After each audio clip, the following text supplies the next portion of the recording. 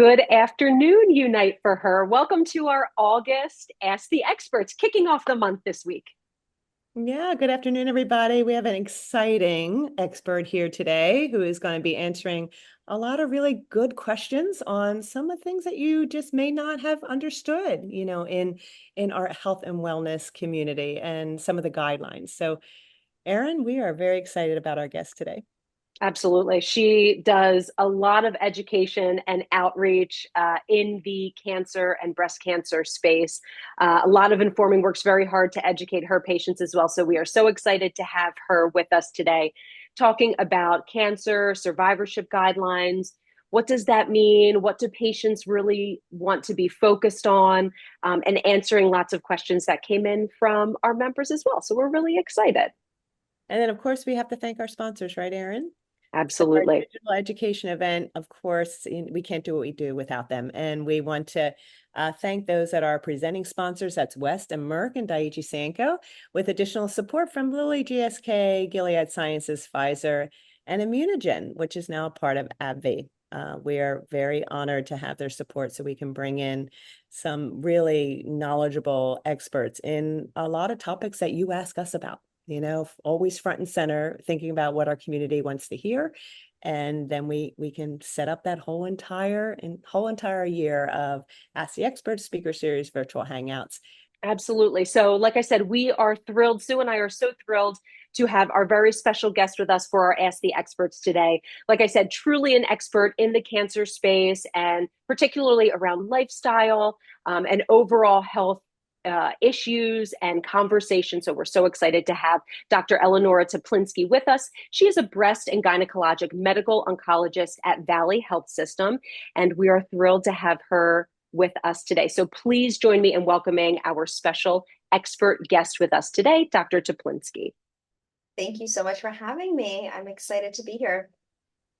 Wonderful. Thank you so much for joining us. So, Dr. Teplinsky, I know this discussion is around cancer survivorship, and there was a really interesting article that came out, a study that came out, just looking at cancer patient participation in this space. And I think one of the things that sort of got Sue and I thinking about this conversation was a point that a lot of patients made, which was sort of a lack of awareness about these cancer guidelines, right? It was just sort of felt like they were being sidelined with it. So I feel like this is a good place to start.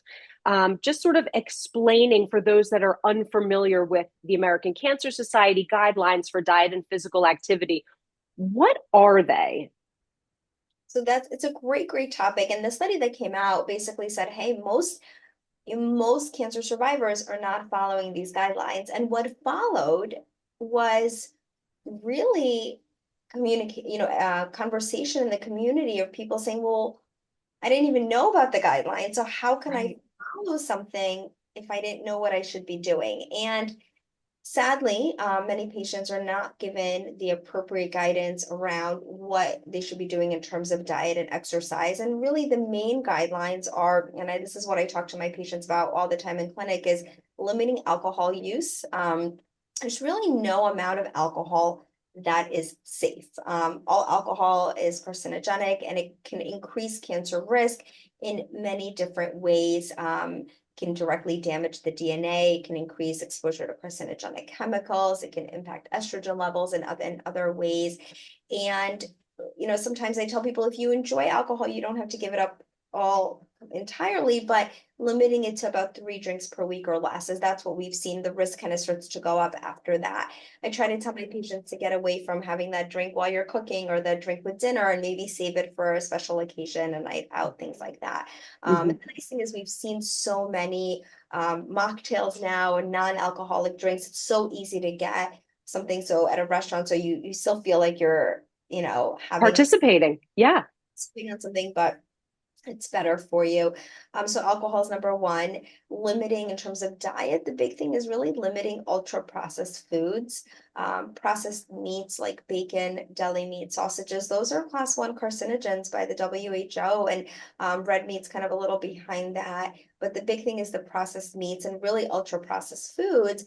And again, you don't have to eliminate them, but maybe we're getting away from that, deli sandwich every day or bacon with eggs every day. And sometimes the question I get is, well, what are ultra processed foods? How do I know?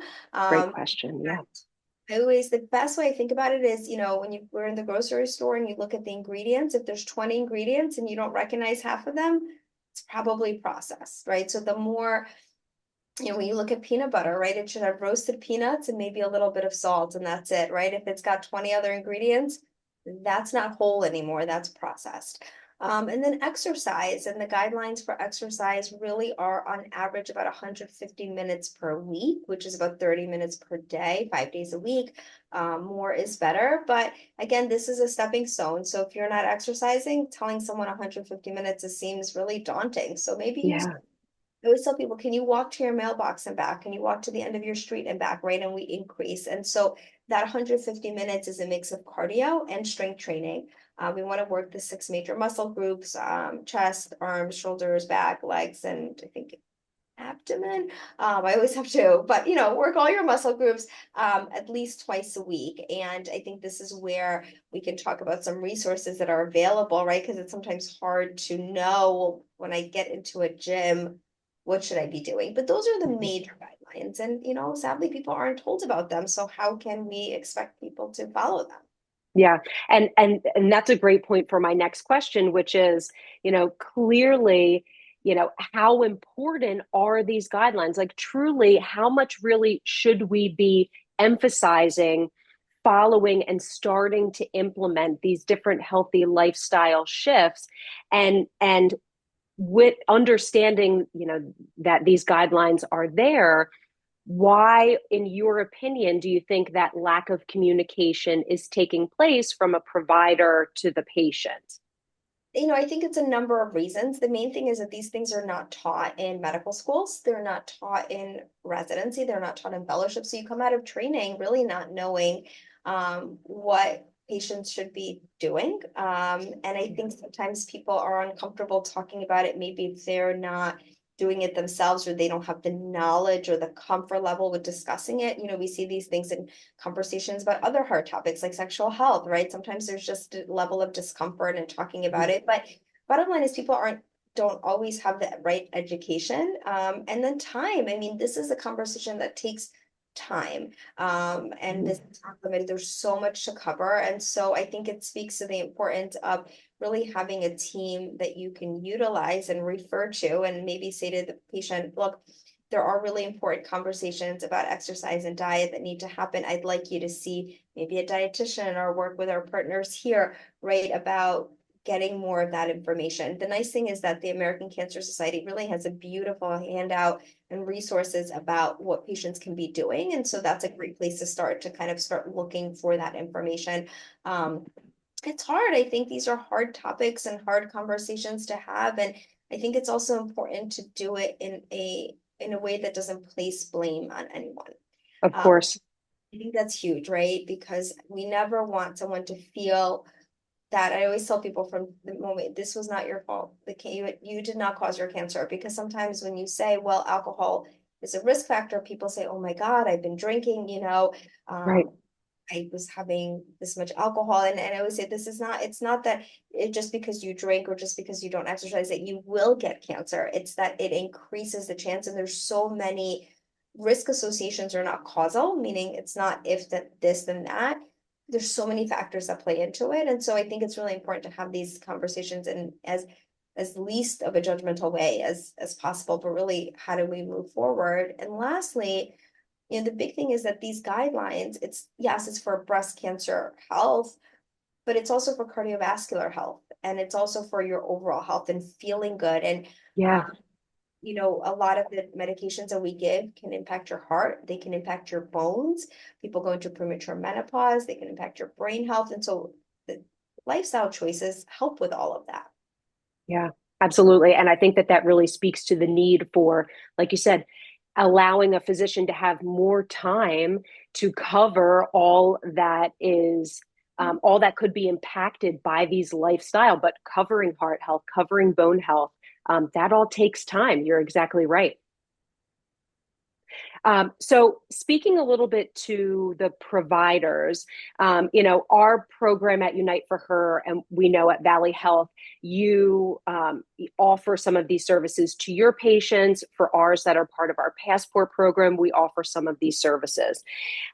Taking a step back, do you think that educating providers or connecting with them first about having those conversations? You said, this is not a new thought that physicians don't receive this education to the degree that perhaps they feel like they could have a full-blown conversation with their patients.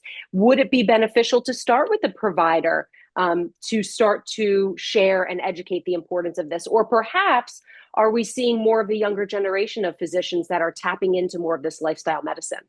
So I think it's a little bit of both. I mean, I've been really encouraged to see groups like the American College of Lifestyle Medicine that's really committed to educating providers and the healthcare community.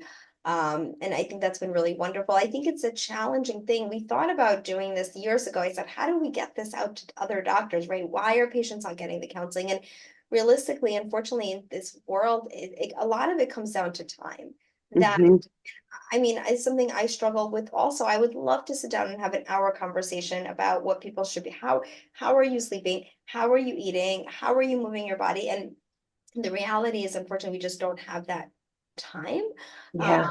And so I think the where we can really make a difference now is, thinking more short term is how do we utilize all of these amazing resources that are out there, like what you guys do at Unite for Her, all the surrounding specialists that we work with, and get patients plugged into those resources. I love that. Because it's not, the oncologist is just one person, right? The patient's at the center of the team. And then yes, the oncologist is a big player, but there's all these other supporting people that are going to help you heal and recover and really thrive after a cancer diagnosis. Yeah. Yeah. And that is a perfect point, a perfect segue to my next question, which is really focusing a little bit more on the patient perspective. One thing that we read and we hear from our patients is that they want this information, right? They want to know the role that they can play. What should they be doing? So many patients want the access to these other services, right? Connecting with a dietitian, how to focus on some of these lifestyle changes.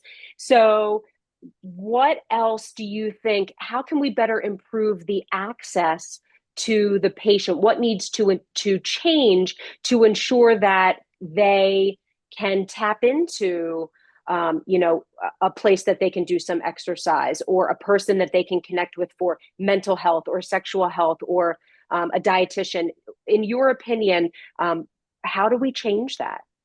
Yeah, I mean, in a perfect world, right, you would go to your oncologist and you'd be given a list of like all these people to, Yeah. that's not happening. And I think a lot of resources are expensive.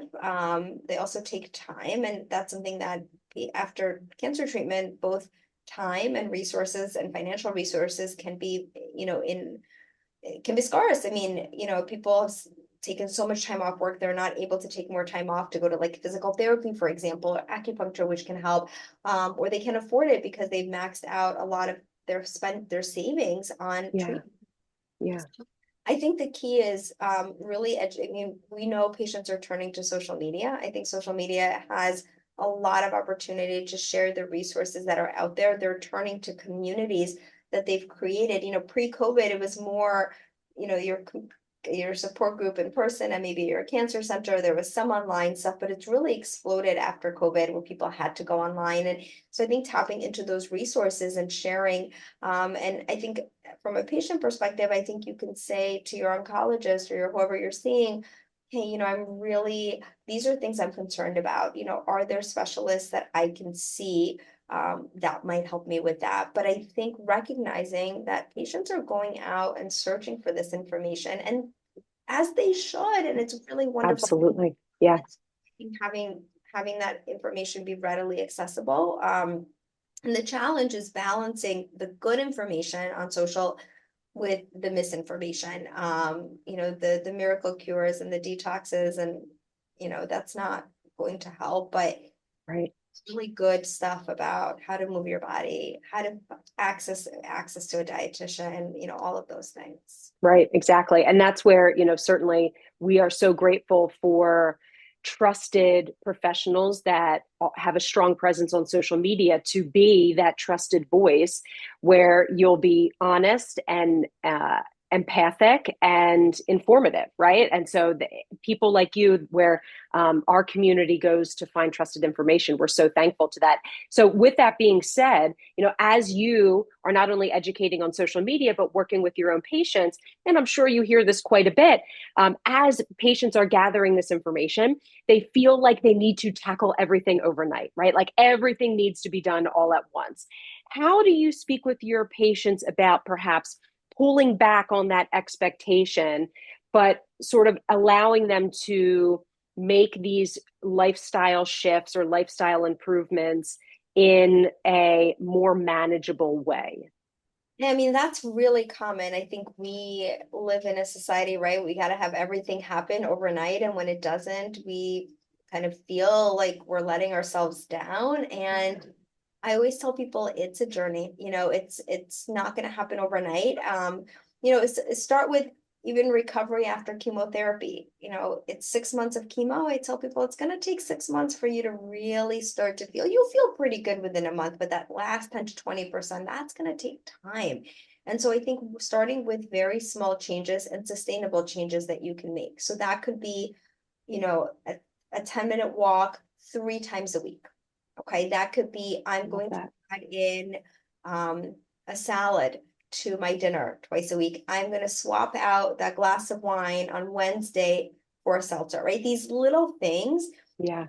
then they add up. And so I write down 3 changes that you can make this week. And if you've done those, that's a success. Because if we have to set ourselves up for success, if we set ourselves up for, well, I'm going to run 45 minutes a day for 5 days and you've never run before, when it doesn't happen, you're going to feel badly, but you should Defeated. Yeah. goals. So really setting smart, realistic, achievable goals, and also recognizing where you are in your treatment. So if someone's really struggling with neuropathy, exercise, maybe focusing on exercise, that may not be the right thing right now. If that happens, great. Maybe they focus on, the nutrition piece a little bit. Maybe they focus on sleep, maybe stress management. That's not in the guidelines, but I'm a big believer that managing our response to the stress that comes at us is Yes. huge, right? We can't control the stress in our life. But you can control how we respond to that, how we handle it. So all of these things that we can do, maybe someone struggling with sleep and says, I'm going to meditate for 5 minutes twice a week, right? These little changes that I think can make us feel a little bit better. And it doesn't need to be 100%. I say to people, if you can even feel 5% better, that's still 5% better. And that may be all you need right now. So, just recognizing that it's a process. Yeah, absolutely. I think of one person wrote as a comment, on something I read on social media, but the words were so poignant that they sort of stuck with me. Do what you can in the season of life that you are in. And I thought, I love that. It puts it perfectly, just sort of understanding, like you said, where you are and what you can do, and you don't have to tackle everything. I think recognizing and giving yourself some grace. And, I think the other part I like to talk to my patients about is saying, we're here today, but what has your body gone through and your mind gone through in the last year, right? Which often is diagnosis of cancer, surgery, radiation, chemotherapy. Like each of those things is monumentally challenging. And now you add them up. So I think we're so just taking a step back and say, wow, my body has been through A a lot. lot, right? And recognizing that and not having to just jump right into everything. And I think that's where having the caregiver support is really important. Mhm. Very often there's this misconception that when someone's done with kind of the active part of treatment, chemo, surgery, radiation, that they're done and they should feel great again. And when they don't, there's Yeah. this disconnect. And so recognizing that it's going to take time. And the harder part of healing and recovery sometimes is after the active treatment is done. Yeah. Yeah. That's a really good point as well, because you're right, and we hear that a lot. Once you're done with that active part, the drop off starts, but really that continuation is key for sure. Diving in now, Dr. Teplinsky, to each of the guidelines, just to shed a little bit more light on each of them individually. One of the guidelines talks about, which is a conversation that our dietitian team for sure, it comes up quite a bit, maintaining a healthy weight. And so I think, to shed some light to start us off, I think it's about understanding what does it maintaining a healthy weight mean, and how can someone determine what that is for them?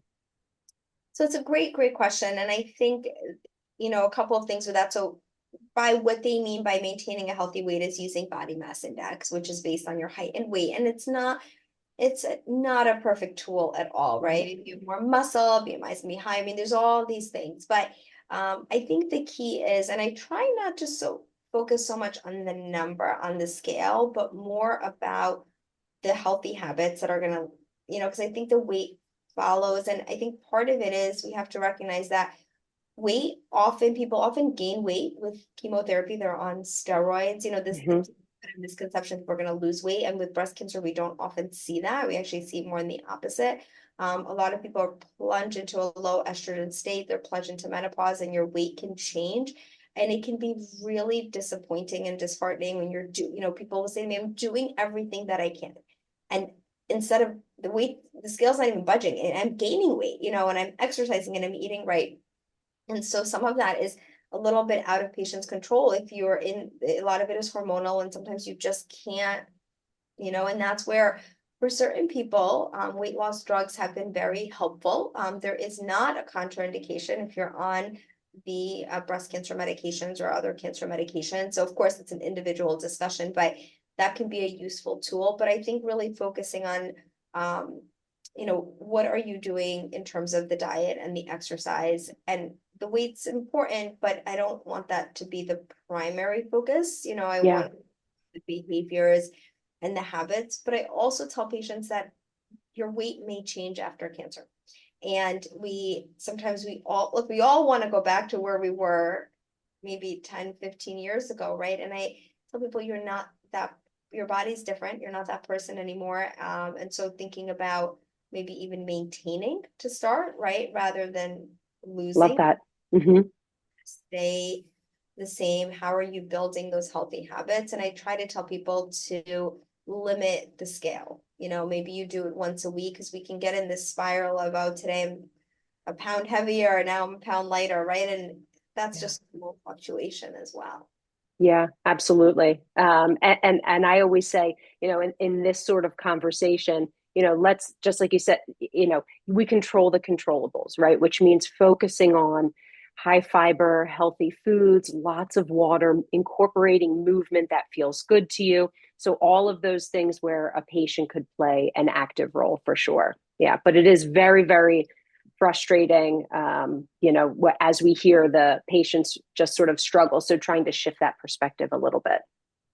And I think we can kind of pivot to the diet, because I think that's, intricately linked with weight in some ways. But like you said, with the high fiber, making sure you're getting enough protein, that's been really working with a trusted dietitian is important. Someone who has the training, who's got the knowledge base, because there are so many diets, supplements, things out there that are marketed to people who are vulnerable. Absolutely.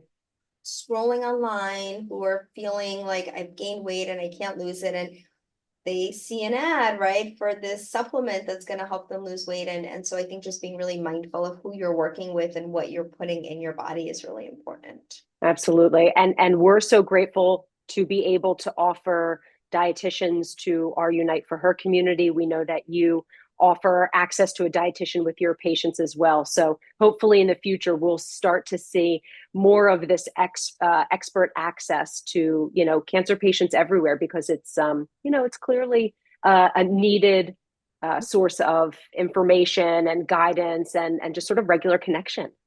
Exactly. And I think that, one of the questions I get asked a lot is, what should I be eating? Right.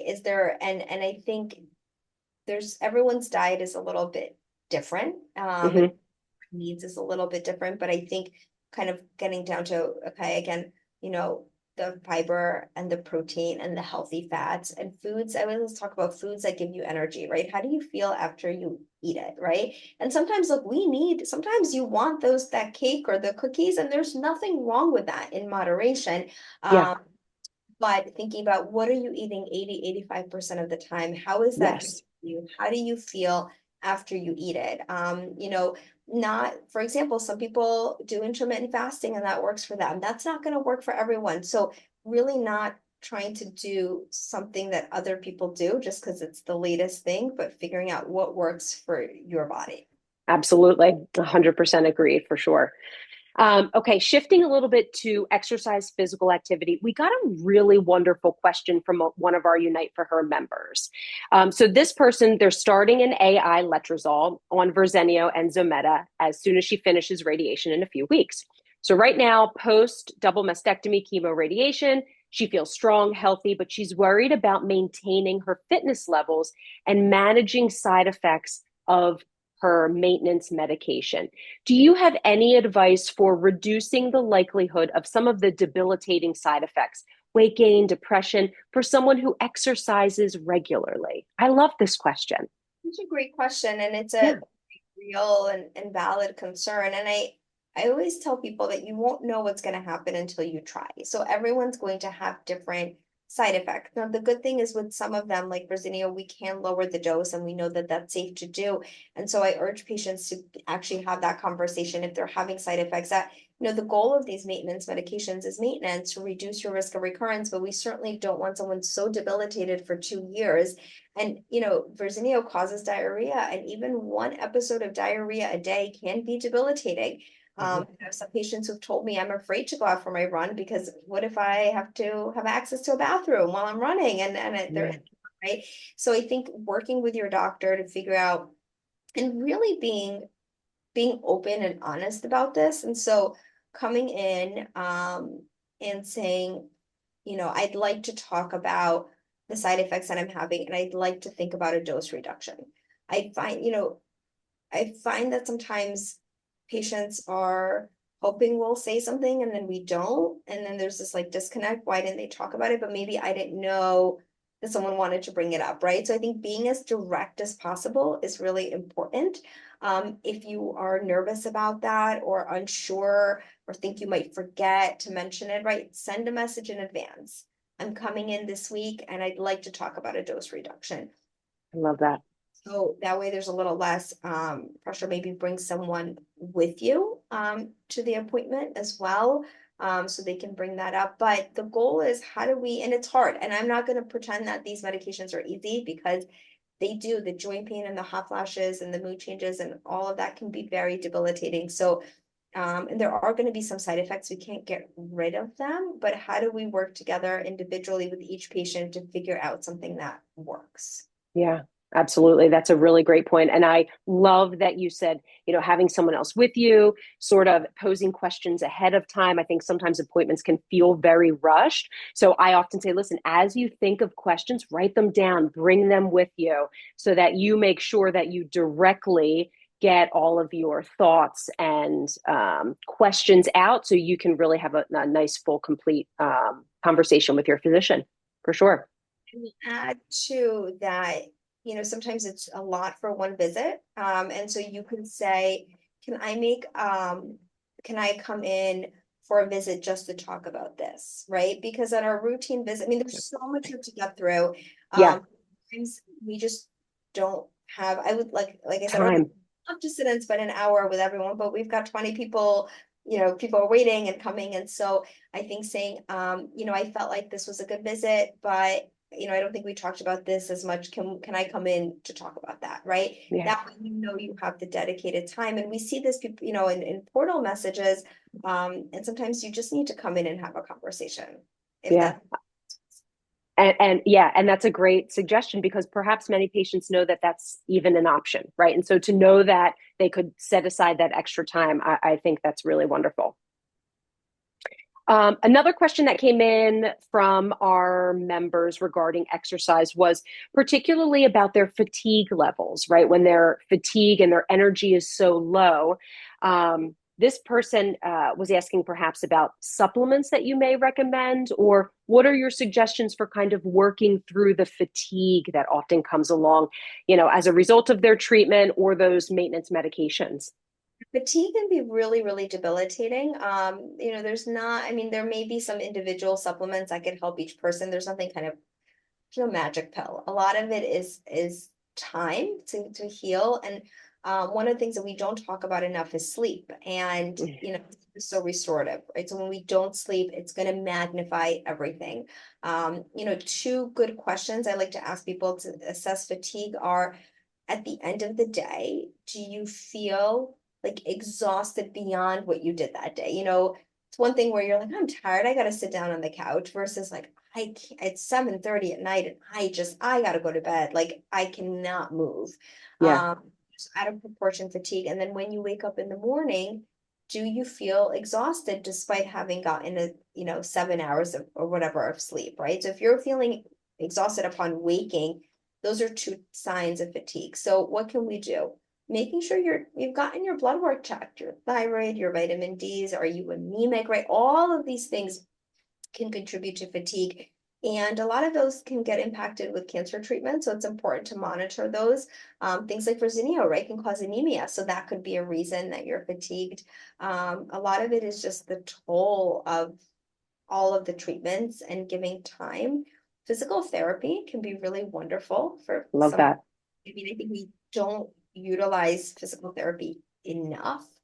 It can be really amazing. And again, thinking about, well, maybe I was a runner and now I'm struggling with that. So maybe you pivot to a run walk, or maybe you're walking and working your way. Back up.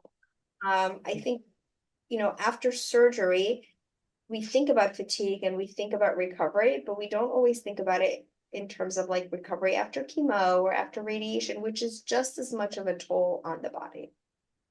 Yeah. I love that. And just sort of resetting those expectations, especially like you said, for people that may be accustomed to moving at a particular intensity or doing a certain activity, but being okay with paring back to build back up again, and then just having that honest conversation with themselves. But we know that that's hard. It's hard to do. I mean, it's really tough, and sometimes it's easier just to keep pushing. But sometimes your body's telling you it's time for a little rest. Absolutely. Yep. And we each know our body best. So you're right. Let's listen to what it's telling us. Sharing a little bit and shifting a little bit to nutrition, our nutrition philosophy, we've talked about this, very plant forward, making more space for all of our plant foods, lots of fiber, lean proteins, hydration. One of the questions we get asked about is sort of how to incorporate more of these foods when a person is also trying to manage rising food costs, limited food access. What do you typically recommend for your patients who are trying to manage all of that, right? They have the best of intention, but of course, money is a factor. Access to that kind of food is a factor. What are your tips to your patients? I think that's such a great question. And, you have a lot of people saying, oh, you got to buy all organic, right? And then good luck trying to buy organic raspberries. It's like $10 a container and then they're gone in Right. 5 seconds, right? So I Right. am a huge fan of frozen fruits and vegetables. I think they're flash frozen at their peak, and they have so many nutrients and you can do so much with them. So I will do frozen fruit in all of my smoothies. I am not using fresh fruit on my smoothies. That's just my money. It's like a waste, right? Like you Yeah. can fruit, frozen, vegetables like frozen broccoli, frozen peas, carrot. I mean, anything. I love the frozen stir fries. You just want to make sure they don't have added stuff to them, but just the frozen fruits and vegetables can be a great way of saving a ton of money. And then also like canned beans are great. Again, you don't have to, just thinking about what's in them. Obviously, nothing is perfect, but thinking about ways where you can still get the nutrients and save. But it is hard. I will tell you that my husband and I he's fully vegan. we shifted to a plant-based diet several years ago, and our grocery bill cut down significantly because plant-based foods are cheaper than buying meat Mhm. and Yeah. poultry. And so, tofu, which soy, very protective in breast cancer, is it's pretty inexpensive. And so you mix that, it's got protein, it's, mix that up with some broccoli and some rice, and you've got, really Full well meal. Yeah. not expensive. So I think there are ways. It's definitely expensive to eat healthy, though. I think that's 100%. Yeah. But like you said, it's all about sort of finding those strategies to make those healthy choices within the budget that we have. And it is absolutely doable for all of us. Perfect. Okay.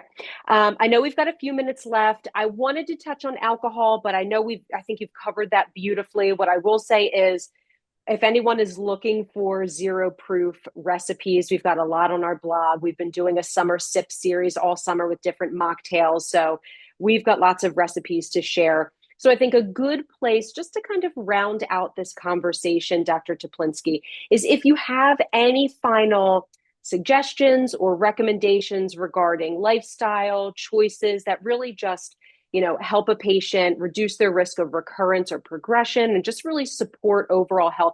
Any final words to impart in our viewers? I think one of the things we didn't touch on and comes up a lot is when patients say, I want to make these changes, but my partner or my family isn't in agreement, right? Or Yeah. I want to eat more plants and my partner is a meat and potatoes guy, what can I do, right? And so sometimes people will say, well, just they can make their own dinner. And then that may not be realistic, right? Like sometimes that's just not Right. the answer, right?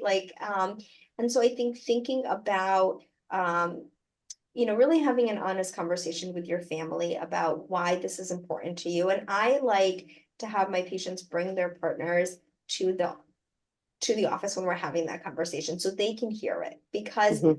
it's not just for breast health, it's for overall health. And so I always try to include them in thinking about, well, we got to get this is good for our heart and our brains and our, all of that. But then I think if you still find yourself having to make multiple meals, thinking about kind of a base meal that you can make, right? That maybe you're doing like the beans and the veggies, and then you could add the chicken on top of that, right? So Yeah. figuring out ways, or you're doing a salad and chickpeas for yourself and a salad with grilled chicken for your partner, for example. So working together, but really having those honest conversations. And the other piece is that it's going to take time, and really just giving yourself grace. These are all things we can't do it overnight. For many people, it's years of building these healthy habits, but checking in with yourself and saying, I've noticed that when I don't drink alcohol, I get a better night's sleep, right? Yeah. Or I feel sharper, or when I exercise in the morning, I have a better day. So really thinking about this in a positive way and reframing, because I think once you realize, I feel better when I do this, you're Yeah. going to want to do it again, right? I think unless we check in with ourselves, we don't realize the impact of these positive changes. Right. Pre-COVID, it was like, let's have a glass of wine with dinner. And during COVID, we kind of stopped doing that. And one day I remember distinctly walking in the hallway at work, and I was like, I feel great. And I realized it was because we weren't having, and it was one glass, right? You wouldn't think it made a difference, but we weren't having that one glass of wine every night. And so I think just saying, I feel so good when I don't do this, or when I do this, and it can really shape future behaviors. I love that. I think in general, I know myself included, we don't do enough self-checking in just to see how we're feeling. And I wholeheartedly agree, Dr. Teplinsky. I think just having those discussions and just doing that overall self-assessment of how we're feeling, how we're sleeping, sort of those check-ins are so, so, so important. And hopefully it will bring to light some of that positive energy, feeling better throughout the day that a lot of these changes will bring to bring to a person. And more water and less sugar sweetened beverages. We didn't touch on, Yes, like, everything is sweetened, less of that. water, water, water. Absolutely. Wonderful. Well, I love that. Thank you so much for being here. We appreciate your time. We appreciate your expertise, and we're so happy to have you with us today. And just sort of really taking a very gracious approach to all of this. It's a discussion that can be really stress provoking. So I think that hopefully this information we imparted it in a way that feels motivating and tangible for those that are watching. So we are so grateful to you, Dr. Teplinsky. Thank you so much for being here. Having you is wonderful. Absolutely. So that is our Ask the Experts for today. I will bring Sue back on. We are so grateful for Dr. Teplinsky. Please know that if you want to come back and rewatch this segment, it will be in Her library. Feel free to share that with others that you think may be interested in listening to this discussion as well. I think it's just a good reminder for all of us on how to take that long-term focus on our health and well-being. I always say in this type of conversation, we're playing the long game, right? We're playing the long game, thinking long-term. So, Sue, that was great. Oh, it was so good. Dr. Teplinsky, A+. We so appreciate you. You speak our language. And, I love that you say, give yourself grace as a 20-year survivor. I hear you, and I hear it with our community, and one step at a time, right? One small step at a time. And today you gave so many people these opportunities to walk away with that one step, and that one step that's going to make a difference. And we appreciate you. And personally, I have to thank you. I'll tell you that alcohol conversation for me, that is the change that I've done over the last 8 months. And it has been like the one glass of wine. And then I literally find myself saying, I feel so good. I feel so great when I took it out and changed to a mocktail and change. I love doing that with my family, right? And who doesn't want a glass with a fancy ice cube and a beautiful garnish? But we can do it differently. But the Exactly. takeaway, the takeaway was It's the sipping. It's the part of the social part, right? yes. Out. So yeah, I Yes. think But the validation, you saying you're walking and going, I feel great. I cannot tell you how many times I have been saying that. I'm like, I feel so good. And to be able to validate that, that gives you the, confidence to keep moving forward in that direction, that change, that, and you can still partake and have those. That's why we do our summer sips, right? yeah. And have that wonderful way of socializing and being with your family and friends. So thank you. We love your voice, and thank you for speaking to our community today. Thank you, Absolutely. You everyone. got it.